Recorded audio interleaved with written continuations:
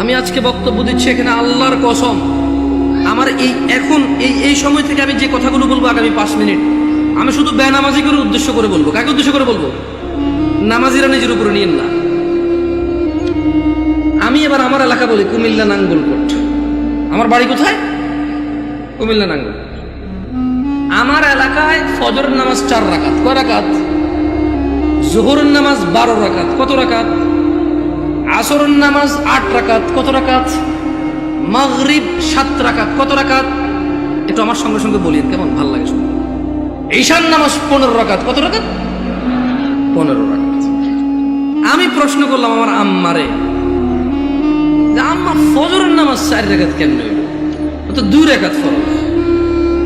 2 রাকাত সুন্নত, 2 রাকাত ফরজ। কত হইল? আমি কইছি আম্মা ফজরের নামাজ তো ফরজ 2 রাকাত। এই ফরজের আগে 2 রাকাত সুন্নত আছে, কিন্তু এটাকে আলাদা করে বলতে হবে। এটা কি করে বলতে হবে? সুন্নাহ। আমি বললাম আম্মা জোহরের নামাজ কেমনে 12 রাকাত? ফজর আমি মেনে নিছি, সুন্নতে মুআক্কাদা 2 রাকাত আছে, ফরজ 2 রাকাত আছে। কত রাকাত হলো? এটাতে কোনো তর্ক করার কিছু নেই। তবে ফরজ কয় রাকাত? মানে কত রাকাত না পড়লে সেই লোক কুফরি করেছে? 4 রাকাত না 2 রাকাত? মানে ফজরের নামাজ একজন লোক কত রাকাত না পড়লে কুফরি করেছে? 2 না 4? 2 রাকাত না পড়লে কুফরি করেছে। বুঝেছেন? আসেনি? মানে 4 রাকাত না পড়লে যে কুফরি হবে তা না। আমি কিন্তু আগে বলেছি, বেনামাজিদেরকে বলতেছি তোমরা নামাজকে ভয় পাও না। আমি এটা দায়িত্ব নিয়ে বলতেছি, অসুবিধা নেই। হ্যাঁ ইনশাআল্লাহ, ওকে। আমি বললাম আম্মা জোহরের নামাজ কেমনে গো 12 রাকাত? আমার আঞ্চলিক, আমার আম্মা সহজ সরল মানুষ, উনি খুব মাশাআল্লাহ নামাজি মানুষ, আল্লাহ ওনাকে কবুল করুন। তারপরও গ্রামের মানুষ যেমন হয় উনি ঠিক তেমনই, একবারে এক্সট্রা অর্ডিনারি কিছু না, ওকে। আবার একবারে নরমাল না, ঠিক গ্রামের মা। উল্টা পাল্টা গুলো লাগে মারতো, হ্যাঁ, একবারে ঠিক গ্রামের মাই। ঝগড়া হলে দেখা যায় আরেকজনের দোষ, মায়ের দিত আমগো আমার ভাইদেরকে, তুই গেছস কে? ঠিক ওরকমই আমার আম্মা। তো কয় যে বড় সুন্নত 4 রাকাত। কোন সুন্নত 4 রাকাত? ফরজের আগে। ফরজ 4 রাকাত। কত হইল?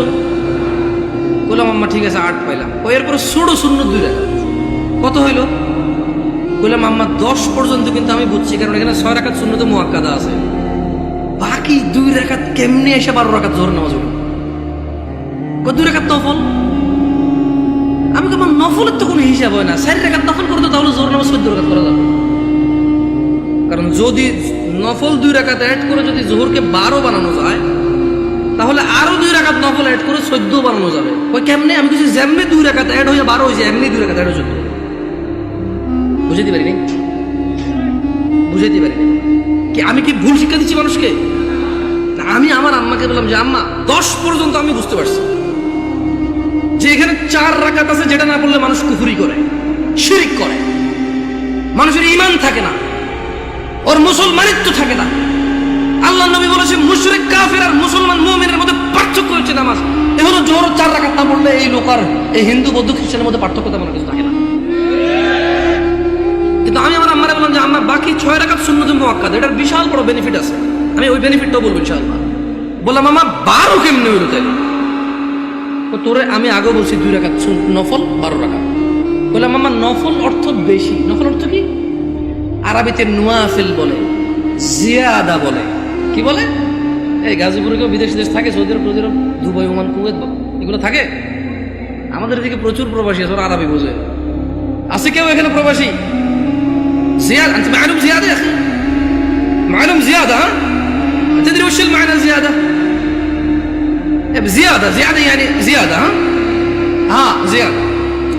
تلاقي عربية النوافل بقى زيادة، نوافل بقى زيادة বলা হয় কাকে? বেশি কি?